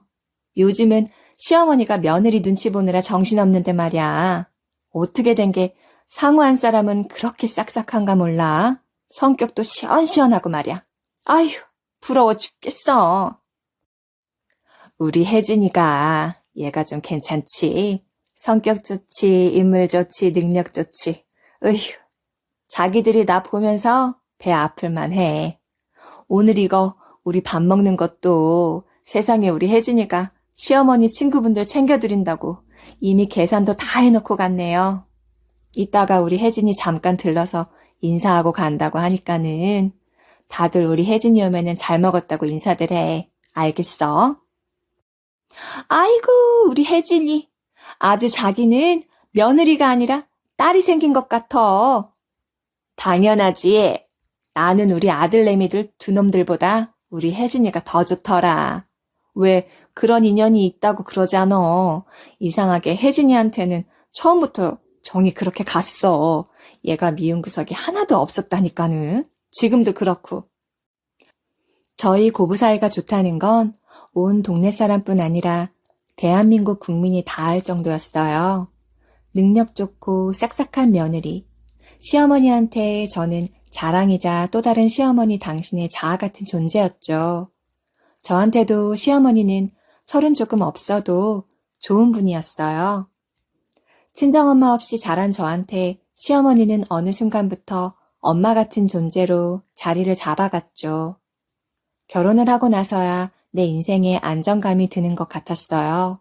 하지만 왜 늘 좋은 일만 있을 수는 없는 걸까요? 아무래도 유전적 질환이라는 게 무시를 못하는 거잖아요. 우리 환자분을 보면 지금 배아가 계속해서 착상이 안 되셨어요. 안 그래도 우리 이전에 자궁 내막증 때문에 고민 많았었는데 지금 상황이 좋지가 않네요. 자궁을 적출하시는 게 좋을 것 같습니다. 건강이 먼저인 문제니까요. 저도 여자이고 의사이고 엄마지만 내 건강이 건강해야 가정이 건강할 수 있는 것 같더라고요. 저희 부부는 조금은 늦게 결혼을 했어요. 그래서 결혼과 동시에 시험관을 진행했었죠. 그런데 착상도 제대로 이루어지지 않고 매번 실패를 했었어요. 그러던 중에 하혈과 염증이 생겨나면서 검사를 했는데 자궁 내막증이 심한 정도라는 걸 알게 되었습니다. 돌아가신 친정엄마도 자궁암으로 돌아가셨는데 그게 유전적 질환이었던 건지 저도 부인과 쪽이 늘 좋지 않았거든요. 남편은 내가 아이 낳고 싶어서 혜진이 너랑 결혼한 거 아니잖아. 혜진이 너도 그렇고 우리 둘이 잘 살자. 나는 혜진이 너랑 오래오래 건강하게 잘 살고 싶어. 괜찮아, 울지 마. 너만 건강하면 나는 다 괜찮아. 우리 수술하자. 라고 이야기하며 수술을 하자고 했어요. 그렇게 저는 수술을 하였고 우리 부부를 닮은 아이를 낳는 걸 포기하게 되었죠. 아이고, 장남이라고 꼭 애를 낳아야 하니? 낳게 되면 낳는 거고 아니면 아닌 거지. 그런 걸로 마음 쓰지 마. 그리고 네 시동생도 있잖니. 그 녀석도 만나는 여자 있는 것 같던데. 걔네들이 결혼해서 애를 낳을 수도 있는 거잖아. 그런 거 일절 마음 쓰지 말어. 응? 아이고 그런 것 때문에 이렇게 마음고생했었던 거야. 안쓰러운 것. 얘 아가 걱정하지 말어. 나는 네가 우리 집에 시집 와준 것만 해도 큰 복덩어리가 들어온 거라고 생각해. 장남인 남편과 결혼한 제가 아이를 못 낳는다는 것에 시어머니가 저를 미워하게 되지는 않을까 별별 생각에 전전긍긍을 했었는데 시어머니는 저리 말씀해 주셨어요.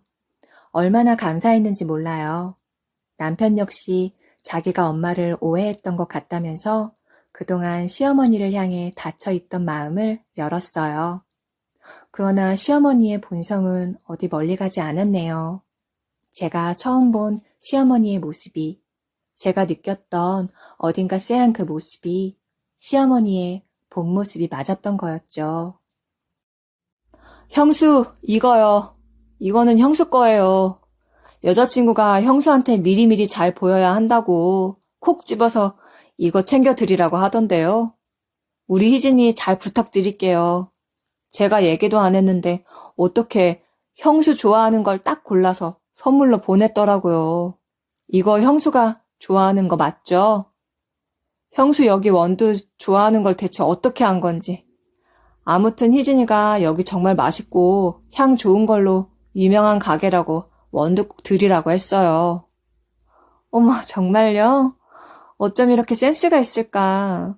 저 여기 원두 정말 좋아하는데 정말 고맙다고 꼭 전해주세요. 아니면 언제 한번 형이랑 저랑 같이 해서 넷이 밥 한번 먹어요. 너무 고마워서 꼭 보답하고 싶네요. 시동생에게 결혼할 사람이 생기면서 시어머니의 본 모습이 드러나게 되었어요. 그 시작이 되었죠. 시동생과 결혼하게 될 그 여자. 그러니까 저의 예비동서는 인사를 오기 전부터 시어머니한테는 물론이고 저희 부부한테도 선물을 보내왔어요. 앞서 말씀드렸다시피 허세와 허영심, 그리고 물욕으로 이루어진 인간인 저희 시어머니는 입이 귀에 걸려서 좋아 죽으려 하셨죠. 그래, 얘 혜진아. 너 돈도 잘 버는데 네가 네 동서 될 사람한테 제대로 한턱 내라. 아이고, 이래서 친정 있는 게 좋은 거야. 이거를 희진이 걔가 보냈겠니? 다 우리 사돈집에서 눈치껏 우리 딸 잘 부탁한다고 이런 선물도 보내고 말이야. 엄마, 우리 혜진이도 우리 집 인사 올 때 바리바리 무겁게 왔었어. 그리고 상민이가 그랬잖아. 재수씨 되실 분이 직접 골라서 보낸 거라고. 무슨 그거를 말을 또 그렇게 해요. 그러게요, 어머니. 제가 처음 올 때 양손 무겁게 온 거 기억 안 나세요? 제가 어머님 거랑 우리 상민 도련님 거까지 해서 어깨 빠질 정도로 들고 왔었는데 저 들으라고 하시는 소리인 것 같아서 저 좀 속상한데요? 아니. 내가 큰애 너 들으라고 한 소리는 아니고. 아휴, 무슨 선물을 이렇게 많이 보냈을까. 우리 막내 며느리가 예쁜 짓을 골라서 하네. 예, 상민아. 그러면은 그 희진이네 집에서 예단은 어떻게 하겠다는 소리 못 들었어? 아, 왜 너 그쪽 집에 인사드리러 갔었잖아. 그러면 뭐 그쪽에서 대충이라도 너한테 언지를 줬을 거 아니야. 예단 이런 거는 어떻게 하자 이러면서. 그러면은 이번엔 하객들도 좀 더 많이 오고 그러겠다. 응? 아휴, 왜 요전에 네 형네 결혼할 때는 네 형수 친척들도 많이 없어서 조금 그랬었잖아. 왜 그렇게 며느리 쪽에는 식구들이 없냐? 집안 어른들이 하도 물어봐서 내가 네 형수가 예단해온 거 그거 있는 거 없는 거 다 꺼내서 얘기하고 그랬어. 이번에는 이런저런 얘기로 변명 안 해도 돼서 내가 아주 편하겠네. 저건 대체 무슨 소리인 건지 시어머니는 예비동서가 보내온 선물을 보면서 도를 넘는 발언으로 저를 자극하기 시작했어요.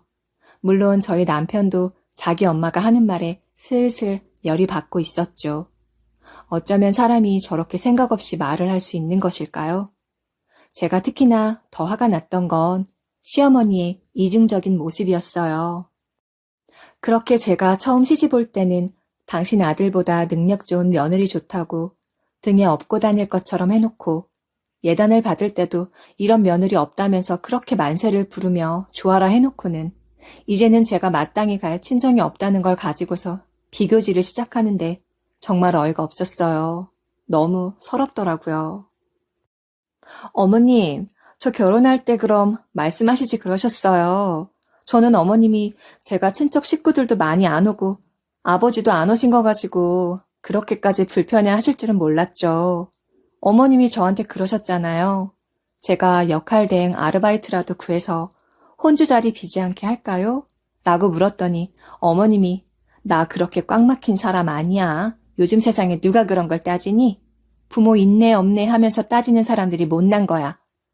딱 이렇게 말씀해 주셔서 저는 어머니가 정말 열린 분이시구나 하면서 아무것도 안 했던 건데 이렇게 말씀하시니까 제가 좀 후회가 되네요. 역할 대행이라도 써서 머릿수 좀 꽉꽉 채우는 건데. 그나저나 어떤 친척 어르신이 그런 거 물어보신 거예요? 저한테 말씀해 주시면 제가 가서 있는 그대로 말씀드릴게요. 어머니 괜히 난감하셨겠네요. 그렇지, 여보? 아휴, 엄마, 왜 말을 그렇게 하는 거야? 참, 아휴. 아니, 얘 혜진아, 너 내가 그냥 빈말로 하는 거 뻔히 알면서 그걸로 마음 상한 거니? 참네. 아니, 아무리 마음 상했어도 그렇지.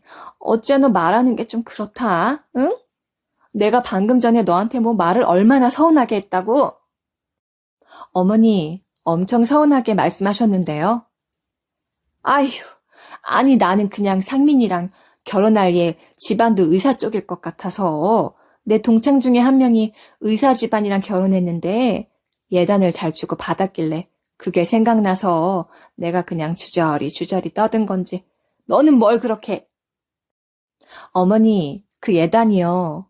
저도 결혼 전에 어머님한테 예단 잘 해드렸잖아요. 의사 집안은 어떻게 예단을 하는지는 모르겠지만 저 그런 집안 사람들이 하는 거랑 맘먹게 준비했었어요. 그때 그렇게 좋아하셨으면서 벌써 까먹으신 거예요? 저도 이야기를 했어요. 하나부터 10까지 다요. 시어머니가 먼저 결혼식 때 어땠었다 얘기를 꺼냈는데 저라고 가만히 있을 필요는 없지 않아요? 절대 가만히 듣고 있을 제가 아니었죠. 그렇게 제가 하나부터 10까지 다 따지고 드니 시어머니는 떫은 감 먹은 것 마냥 얼굴 표정이 싹 굳어버렸네요. 그러면서 대충 넘기려는 듯 너도 그랬지 하고 뚱한 채 시동생을 붙잡고 예단 이야기를 이어갔죠. 아니, 그런데 말이야. 잠시 조용하더니 시어머니는 또다시 말을 이어가기 시작했어요. 의사라는 예비동서와 비교하다 보니 제가 마음에 안 드는 구석이 많았나 보죠. 더군다나 제가 맞는 말만 골라서 자기가 하는 말에 반박을 해대니 그게 좀 열이 받았나 봐요. 이제는 제 학력을 걸고 넘어지기 시작하더라고요. 대뜸 제게 야간 대학이라도 가라는 소리를 하기 시작했어요. 내가 생각해보니까 큰애 너한테 왜 혼나야 되는 거니? 네? 어머니, 제가 어머니를 왜 혼을 내고 그래요? 그리고 제가 어머님을 혼낸다는 게 말이 안 되잖아요. 그래, 말이 안 되지. 참네, 나는 혜진이 네가 이렇게 말을 잘하는지 몰랐다. 너 그렇게 말을 잘하는 얘가 대학은 왜 안 갔니? 이참에 야간 대학이라도 들어가서 대학 졸업장이라도 받아와라. 응? 나 농담으로 하는 소리 아니야. 엄마, 왜 그래? 그만 좀 해. 그래, 엄마. 형수가 서운할 만했지. 엄마가 서운하게 말한 거 맞아. 시어머니가 저한테 먼저 싸우자는 식으로 한 거 맞는 거죠? 당신이 말을 했는데 제가 질 생각도 하지 않고 다 맞받아치니 그게 그렇게 억울하고 화가 났었나 봐요. 상황이 점점 심각해지면서 남편과 시동생도 그만 좀 하라고 하기 시작했죠. 하지만 시어머니는 팔까지 걷어붙이고는 제게 제대로 말을 쏘아붙이기 시작했어요. 니들 둘 다 나 혼자서만 잘못한 쪽으로 몰아가지 마. 그리고 나 지금 혜진이 얘한테 진심으로 하는 말이야. 혜진이 너도 내 말 꼬아서 듣지 말고 잘 알아들어라. 응? 얘 그쪽은 의사 집안인 게 뻔하지 않겠니? 딸 자식 의사이면 부모도 의사겠지. 그런 집안에 비하면 우리 집안이 너무 꿀리는 거 아니겠니? 나는 네 시동생이 장가가서 집안 배경이랑 집안 사람들 수준 때문에 무시받는 걸 못 봐. 내가 내 아들 두 놈들 다 어떻게 키워서 4년제 대학 보냈는데 그런데 너 하나 고졸이라서 그게 우리 집안을 5점으로 딱 찍혀버려서 무시당하면 아유 나는 그 꼴 못 본다. 그러니까 너 야간 대학이라도 들어가 봐. 이름 있는 대학으로. 의사가 좀 배웠겠냐고. 나는 무시당하는 거 딱 질색이야.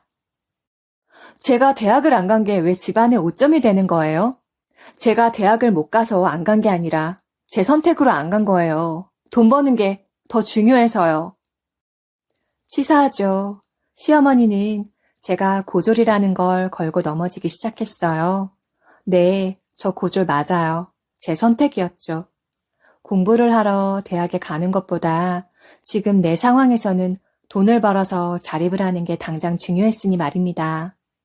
뻔히 당신 며느리인 제가 어떤 이유로 대학에 가지 않고 돈을 벌었는지 알면서 저런 말을 하는 시어머니가 너무 밉고 서러웠어요. 그래, 그 돈. 너는 그 돈 벌면서 뭐 했니? 공부나 좀 하지. 어찌되었든 난 얘기했어. 야간 대학 들어가서 졸업장 따. 웬만하면 애들 결혼식 올리기 전에 좀 해봐라. 아니 그런데 말이야. 너는 어떻게 된 게 어른이 하는 말에 한마디도 안 지고 따박따박 다 말대답을 하는 거야? 없는 집에서 자라서 그런 거니? 아니면 엄마 없이 자라서 예의고 뭐고 다 못 배운 거냐? 아주 얘가 어른이 말하는데 한마디를 안 줘, 한마디를. 너 시어미가 아주 어른으로 안 보이지? 엄마, 무슨 말을 그렇게 하냐니까? 그만 좀 해. 여기서 그런 얘기가 왜 나와? 엄마가 자꾸 그런 식으로 혜진이한테 막말을 하고 있잖아, 지금. 너도 똑같아, 이 자식아. 네가 네 안사람 앞에서 엄마를 개무시하니까는 혜진이 쟤도 나를 개무시하는 것 아니야? 솔직히 말해서 나 니들 결혼할 때도 얼굴 팔려서 죽는 줄 알았어. 돈을 잘 벌고 얼굴 멀쩡하면 뭐 할 거야.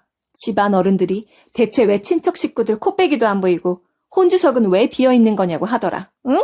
아휴, 내가 그냥 혜진이 너 생각해서 다 괜찮다 한 거야. 알기나 해? 세상에 말이야.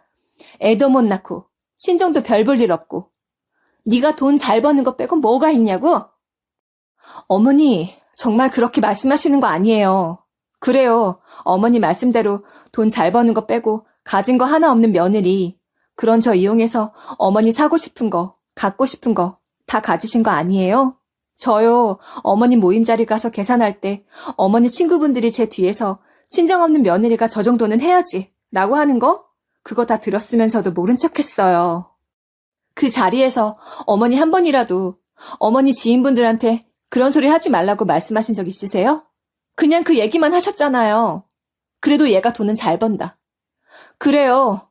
제가 애 못 낳는 거 그거 늘 죄송하게 생각해요. 이 사람한테도 정말 미안하게 생각하고요. 그런데 저는요? 제 속은 좋을 줄 아세요? 어쩌면 말씀을 그렇게 하시는 건데요. 그렇게 복덩이다 라고 나를 칭하면서 자기가 무언가를 사고 싶을 때, 갖고 싶을 때는 우리 며느리 불러대던 사람이 저런 식으로 태도를 싹 바꾸면서 사람을 짓밟으려 하는데 어떻게 제가 가만히 있을 수가 있겠어요? 안 그런가요? 정말 울고 싶지 않았는데 눈물이 쏟아져 나왔습니다. 얼굴이 시뻘개질 정도로 눈물을 거세게 훔쳤지만 눈물을 멈출 생각을 안 했어요. 그렇게 울음을 참아가고 있는데 시어머니는 계속해서 폭언을 쏟아냈죠. 됐어! 그만해! 엄마, 정말 오늘 실수한 거야. 오늘 혜진이한테 엄마가 100% 실수한 거라고. 야, 우리 갈 테니까 재수씨 오시면 엄마랑 셋이서 밥 먹어라. 미안해. 그런데 이런 상황에서 도저히 여기 못 있겠다. 저거 봐봐, 저거. 어미가 힘들게 4년제 대학 보내놨더니만은 대기업은 고사하고 장사한다고 장사판에 뛰어들더만. 상우 너 장사하면서 사람들 이겨먹는 것만 배워가지고 말이야. 네 동생 봐봐라. 연필 들고 공부해서 결국에는 더 머리 좋은 의사 만나서 결혼한다고 하잖아. 아주 끼리끼리 만난다고? 돈이 많으면 뭐 할 거야? 머리통에 든 게 없는데. 엄마, 정말 왜 이래? 갑자기 왜 이렇게 형수랑 형한테 그러는 건데? 그만 좀 하라고. 형수 정말 미안해요. 정말 미안해. 형수 정말 죄송해요. 시어머니와 싸워도 제대로 싸운 우리 부부. 그리고 그 사이에서 가장 고생한 건 시동생이었어요. 하필 그날이 예비동서가 시댁에 오기로 한 날이었거든요. 시댁에 오기 전 선물을 먼저 보내둔 건데 그게 그렇게 화근이 되었네요. 저와 남편한테 자기가 대신해서 미안하다고 사과를 하는 시동생. 시동생 역시 눈물이 그렁그렁해 있었어요. 시동생은 시어머니보다도 자기 형인 제 남편을 더 따랐거든요. 남편 역시 그런 시동생의 마음을 알고 있었죠. 나 너한테 악감정 없어, 임마.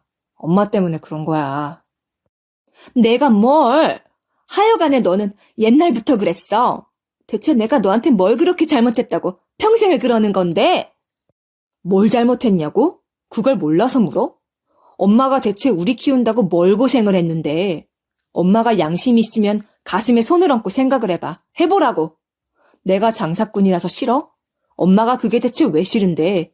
나 돈 벌라고 밖으로 내몬 거 그거 엄마야. 누구는 일찍부터 돈 벌고 싶었대? 아버지 돌아가시자마자 노름한다고 돈 다 까먹은 게 엄마야. 그런 엄마 때문에 내가 나가서 돈 번 거고. 그래도 내가 상민이 애는 공부했으면 해서 내가 상민이 공부하라고 학비 댄 거잖아. 그런데 엄마가 자기 때문에 내가 돈부터 번 거 알면서 그런 소리 하는 게 말이 돼? 저와 시어머니의 다툼이 남편과 시어머니의 다툼으로까지 번졌죠. 시동생이 겨우겨우 나서서 상황을 마무리하려 하는데 시어머니가 또다시 제게 화를 냈어요. 이번엔 저를 아예 문 밖으로 밀쳐내기 시작했죠. 어휴, 나가라고! 나는 우리 집안에 고졸 있는 거 그거 얼굴 팔려서 못 있어. 어디 숨던가. 아니다. 너는 그냥 나가라. 니녀는 우리 집안의 수치야, 수치! 잠잠해지던 상황은 또다시 아비규환이 되고 말았어요. 저 말을 듣고 어떤 사람이 가만히 있을 수 있겠어요? 저도 화가 날 대로 나서 제 가방 챙겨 들고 눈물 벅벅 닦으며 시어머니한테 소리쳤습니다. 네, 정말 죄송하네요. 제가 아주 어머님한테 죽을 죄를 지었네요. 고졸인 며느리 그렇게 싫으셨는데 여지껏 어떻게 참고 사셨어요? 됐어요.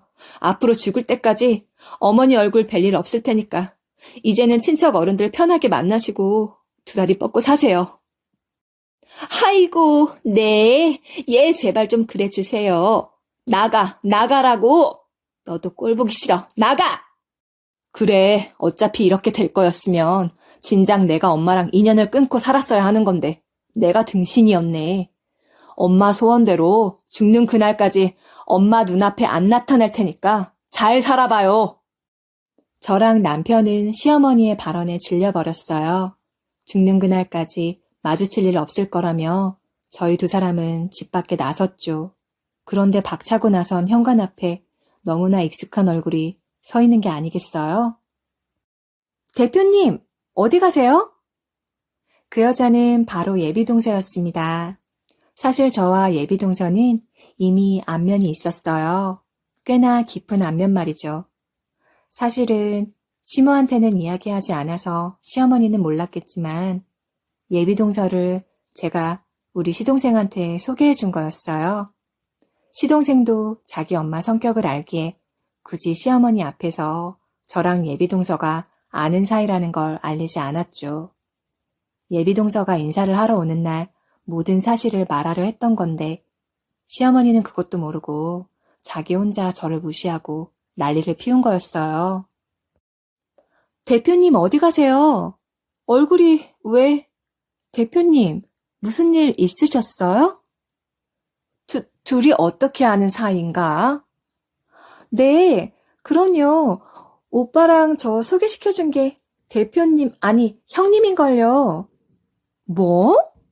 아니, 큰애 너는 왜 나한테 얘기를 안 했어? 니들도 왜 나한테 말을 안 했니? 왜 얘기를 안 하기는요. 시어머니와 똑같은 사람이 되고 싶지 않아서 얘기를 하지 않았던 것이었죠. 잘난 동서 소개해줬다고 시모 앞에서 으스대고 싶지도 않았기 때문에 그랬던 것인데. 그런데 그것도 모르고 있던 멍청한 시모가 나를 세워두고 번데기 앞에서 주름을 잡은 것이었어요. 아니 희진 양, 우리 큰애랑 대체 어떻게 아는 사이예요? 응? 아니, 나 지금 이 상황이 정리가 안 돼서 머리가 너무 아플 지경이라서 그래. 형님이 저희 병원 후원해 주시면서 저희가 인연이 닿았어요. 저희 친정이 형편이 좋지가 않았던 터라 혼자서 열심히 공부해서 수의사 된 거였거든요. 그런데 무리해서 병원을 차렸는데 운영이 잘 안 돼서 폐업하려고 했는데 형님이 도와주셨어요. 그러면서 친해지고 형님이 시동생이 정말 좋은 사람인데 저랑 만나보면 좋을 것 같다고 하면서 자리 마련해줬거든요. 아휴 머리야. 아니 상민이 너라도 엄마한테 말을 했었어야지. 이게 대체 뭐냐? 응? 집에 귀한 손님 오는 날. 상황을 저렇게 만든 건 시어머니 당신인데 시어머니는 끝까지 남 탓을 했어요. 예비동서는 제가 후원하는 동물병원 수의사였습니다. 시어머니는 예비동서 집안이 엄청난 재력가일 거라고 넘겨짚었지만 사실 예비동서는 부유한 집에서 공부를 해서 의사가 된 사람이 아니었어요. 없는 형편에 열심히 공부해서 의사가 된 것일 뿐이었죠. 결혼하기 전부터 내가 키우던 강아지가 다니는 동물병원이었는데 어느 날 거기가 문을 닫을 예정이라는 안내를 붙여둔 거예요. 재정 상황이 어려워서 페이닥터로 다른 병원에 가려 한다고 말이에요. 너무 좋은 의사인데 안타까워서 제가 후원해주고 내견 사업을 하면서 해당 병원을 같이 홍보해 주었죠. 그러니 자리를 잡더군요. 그렇게 길고 긴 인연으로 예비동서로 마주하게 된 건데 시어머니가 아주 똥을 뿌린 것이었습니다. 오늘 우리 집으로 미리 온 예단도 다 형수가 도와준 거였어. 엄마가 어떤지 아니까. 형수가 희진이 기죽지 말라고 엄마한테 예쁨 받았으면 좋겠다고 생각해서 다 보내준 거야. 그런데 엄마가 형수한테 그런 거라고. 내가 진짜 못 살겠다. 그런 거는 니들이 나한테 미리 말을 해줬어야지. 내가 뭘 알고 그랬어? 내가 뭘 알고 그랬겠냐고. 하여간에 뭐 어찌되었든 오해는 다 풀렸으니 이제 그만들 하고 식사하자. 응? 다들 마음 풀어. 나도 마음 풀 테니까. 아니 그나저나 세상에 나는 혜진이 네가 다른 데다가 어디 뭐 투자하고 후원할 만큼 버는 줄 몰랐지. 아이고 여장부가 따로 없네. 응? 아휴 그만 표정 풀어. 다 서로 오해한 거잖니? 아무렇지 않다는 듯 제 팔을 붙잡고 안으로 들어가려 하는 시어머니의 손을 뿌리쳤어요. 시어머니는 적잖게 당황한 모양이었죠. 저는 그런 시어머니한테 눈길 한번 주지 않았어요. 예비동서 손을 잡으며 이야기를 했어요. 미안하다고 말입니다. 희진 씨 정말 미안한데 나랑 우리 남편은 오늘 먼저 가볼게. 동서 오기 전에 일이 좀 있었거든. 그래서 오늘 우리가 같이 있으면 아마 분위기가 좀 안 좋을 것 같아서 말이야. 정말 미안해. 우리는 나중에 넷이 밥을 따로 먹던가 얘기를 따로 하던가 하자. 상민아, 네가 재수 씨한테 상황 좀 잘 얘기해줘. 우리는 가볼게. 미안해요. 집사람이 말한 대로 우리가 좀 일이 있었어요. 그런데 재수 씨 때문에 그런 거 아니니까 마음 쓰지 마요. 알겠죠? 먼저 가서 미안해요. 아이고, 쪼잔들하다, 쪼잔들해. 가기는 뭘 가. 들어와서 같이 밥 먹어. 뭐 해? 들어오라니까? 너무 짜증나지 않아요? 자기 혼자 부르르 화냈다가 자기 기분 풀리니 민망하니. 너무 짜증나지 않아요? 자기 혼자 부르르 화냈다가 자기 기분 풀리고 민망하니 대충 넘어가려 하는 저 태도 말이에요. 솔직히 여러분들이 이 앞전 이야기를 다 들으셨을 때 저 상황에서 제가 시어머니랑 똑같이 잘못을 했나요? 오해를 풀어야 할 것이 있을까요? 저한테 친정이 없어서 그러냐, 못 배워서 그러냐 했던 말들이 정말 순간적으로 오해를 해서 그것 때문에 욱해서 한 말이라는 걸 제가 믿어야 하는 건가요? 저 지경까지 상황이 가니 화가 나는 게 아니라 시어머니에 대한 오만정이 다 떨어지더라고요. 정말로 먼지만큼의 정도 남아있지 않았죠. 그건 남편도 마찬가지였어요. 자기 어머니의 그런 이중적인 모습을 보았으니 마음이 남아있을 리가 없었죠. 그래, 우리 쪼잔해서 이 집에 다시는 발 들여놓고 싶지가 않아. 그래도 상민이 결혼식 때는 갈 거니까 걱정하지 마, 엄마. 그리고 나 아까 엄마한테 한 말 진심이야. 죽을 때까지 엄마 얼굴 볼 일 없을 거야. 그리고 엄마도 아까 나랑 혜진이한테 한 말 진심 아니야? 그게 설마 하니 오해해서 욱해서 나온 말이겠어? 엄마가 생각해도 그건 말도 안 되는 소리잖아. 엄마가 나랑 혜진이를 어떻게 생각했는지 오늘 다 알았으니까 이제 우리 그만 보자고요. 너 정말 이럴래?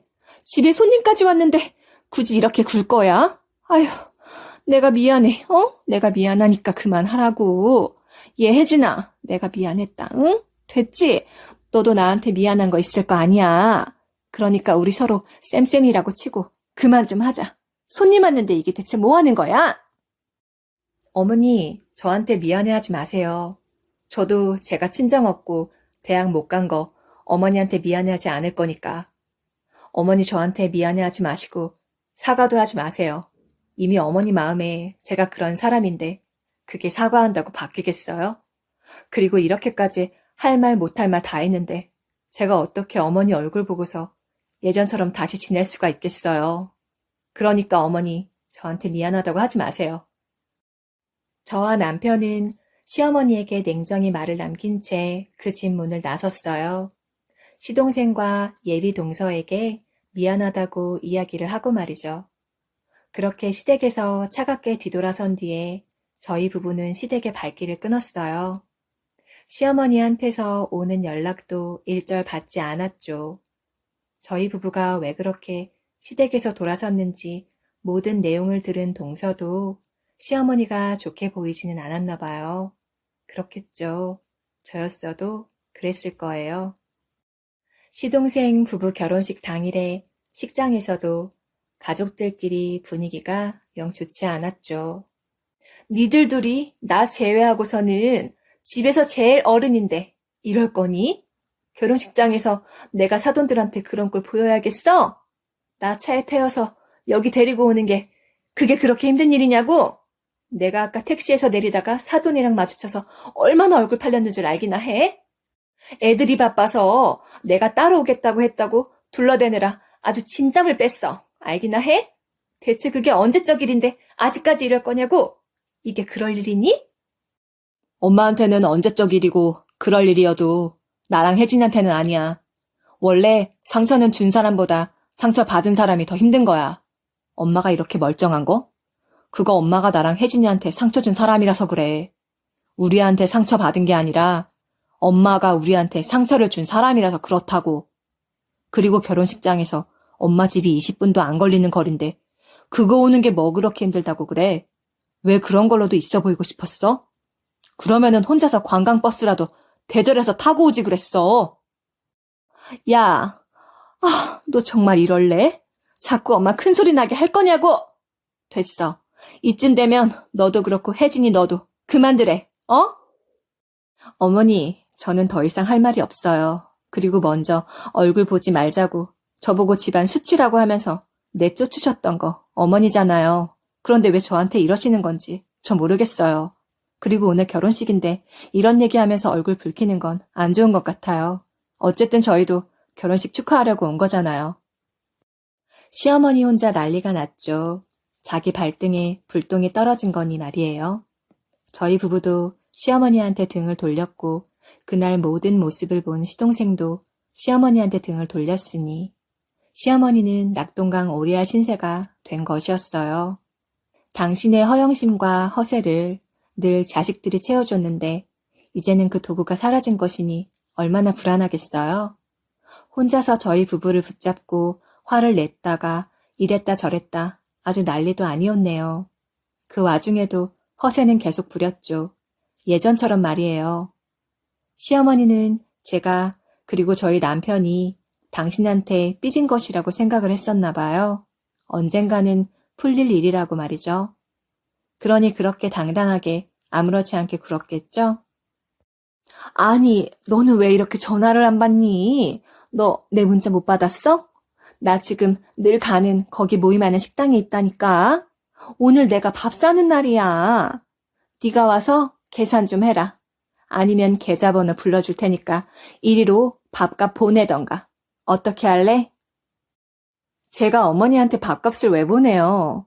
제가 그 모임에 나간 것도 아닌데요. 그리고 어머니, 저랑 얼굴 안 보고 살기로 하셨는데 이런 식으로 연락은 왜 하시는 건지 의문이네요. 전화 이만 끊을게요. 시어머니는 예전처럼 제게 모임을 하는데 밥값을 계산하라는 연락을 해왔어요. 전화를 하도 하길래 안 받았더니 문자를 보내더군요. 그래서 문자를 씹었죠. 그랬더니 전화를 해서는 저런 소리를 하는데 제가 미쳤나요? 바보처럼 돈을 내게요? 나한테 연락하지 마시라. 그리고 나는 어머니 밥값을 내드릴 이유가 없다고 하며 딱 끊었습니다. 그랬더니만 어떻게 했는 줄 아세요? 네, 여보세요. 누구시죠? 아이고, 너네 전화 일부러 안 받았지? 내가 혹시나 해서 다른 번호로 전화해봤다. 너 왜 내 전화 안 받아? 아, 됐고, 당장 밥값 보내라, 시어머니 개망신 당하는 걸 보고 싶지 않으면은 밥값 보내라고! 그러니까요, 어머니. 제가 아까도 말씀드렸잖아요. 하다못해서 제가 어머니 그 모임 같이 하는 사람도 아니고 제가 거기 가서 지금 밥을 먹고 온 것도 아니잖아요. 그리고 어머니 저 친정도 없고 배운 것도 없는 고졸인 게 창피하다고 하셔놓고 저한테 돈을 받고 싶으신 거예요? 저는 굳이 어머님한테 그 욕 먹어가면서 밥값 보내드리고 싶지 않아요. 너 정말 이렇게 싹퉁머리 없이 굴 거야? 그럴 거냐고! 대체가 그게 언제적 일인데 너나 상호 그 자식이나 아직까지 이러는 거야? 내가 돈이 있으면 내 돈으로 내는데 상민이 식구도 나한테 용돈이라고 코딱지만큼 준다고. 걔네들이 공부만 해서 그런가 융통성이라는 게 없어서 나한테 돈을 코딱지만큼 줘요. 그래서 내가 너한테 전화한 거 아니니, 혜진아, 응? 그래도 너랑 상민이 그 녀석은 사업하는 애들이라 돈 쓰는 게 시원시원한데 작은 애 걔네들은 영 아니야. 내가 지금 가진 게 없어서 그래. 그러니까 빌려줘. 그럼 내가 돈 갚을게. 그럼 될 것 아니야. 참 저렇게까지 하고 싶었을지 시어머니가 대단하기도 하면서 비참하다고 느껴졌어요. 사실 시어머니가 돈이 없는 게 아니었어요. 씀씀이가 너무 커서 문제였죠. 시아버지가 돌아가시면서 작은 빌라 하나를 남겨주신 게 있었어요. 시어머니는 지금껏 그곳에 살고 계시면서 나오는 월세도 있습니다. 그런데 자기가 그 이상으로 돈을 써요. 그건 정말 문제 아닌가요? 만약에 시어머니가 돈 나오는 수입원도 없는 상황이라면 아무리 사이가 안 좋다고 해도 저희 부부도 용돈은 보내드렸을 거예요. 시동생 부부도 더 많은 금액을 용돈으로 보내드렸을 거고요. 그런데 돈이 안 나오는 것도 아니고 뭐만 하면 명품을 산다, 해외여행 갈 거다 하고 돈을 물쓰듯 펑펑 써대니 당연히 돈이 없죠. 그래서 저는 전날도 돈 안 보냈어요. 알아서 하시라고 말이에요. 그리고 또 얼마나 지났을까요? 시어머니는 작전을 바꿔 제게 접근을 하려 했어요. 예, 혜진아, 내가 경비실에 너희가 좋아하던 반찬점에서 가져다 뒀거든. 내가 제일백화점 가서 제일 좋은 식재료 사서 만들었어. 돈이 얼마나 많이 들었는지 몰라. 아휴, 다른 집은 며느리들이 시어머니 반찬 챙겨다 주고 한다는데. 아니 뭐 내가 그걸 바라는 건 아니고 그냥 다른 집 며느리들은 그렇다 이거야. 며느리가 안 챙기면 내가 챙겨주면 되는 거지. 안 그러니? 누가 챙기는 게 뭐가 중요하겠어. 이번 작전은 제게 친근하게 굳은 것이었나 봐요. 생전 안 해주던 반찬을 해서는 저희 집 경비실에 맡겨두셨죠. 그 와중에도 다른 집 며느리들과 저를 비교하길래 저도 똑같이 했어요. 그러게요. 누가 뭐를 챙기는 게 얼마나 중요하겠어요. 그리고 저는 결혼 생활 내내 어머니한테 정말 잘했잖아요. 어머니 기 세워드린다고 모임 때마다 밥값 내드리고 어머니 생신 때면 어머니가 갖고 싶다고 카톡으로 보내는 명품 가방이며 구두 척척 사드리고요. 제가 그 정도로 했으면 어머니도 그만큼 하시는 게 맞죠. 그리고 제 친구들 보니까 시어머님들이 며느리 생일 때면 선물도 잘 사주시고 하신다던데 저는 한 번도 그런 걸 받아본 적이 없더라고요. 뭐 저도 그냥 그렇다고 말씀드린 거예요. 그리고 어머니 앞으로 이런 거 해주지 마세요. 어머니가 그러신다고 해서 저 예전으로 돌아갈 생각 없어요. 그 이도 마찬가지고요. 그러니까 앞으로 이러지 않으셨으면 해요. 그리고 동서한테 얘기 들었어요. 어머니 주식 날리신 거요. 그것 때문에 전화하시고 반찬까지 해주신 거죠? 어머, 들었니? 아니, 잠깐 그런 거야, 잠깐. 그런데 내가 좀 크게 투자를 해서 돈이 부족해서 말이지. 니들이 좀 도와줄 수 있나 해서 말이야. 다른 건 몰라도 너희 시아버지가 남겨주고 간 빌라는 지켜야 할 거 아니겠어? 시어머니가 저희한테 잘하려 했던 데는 이유가 있었어요.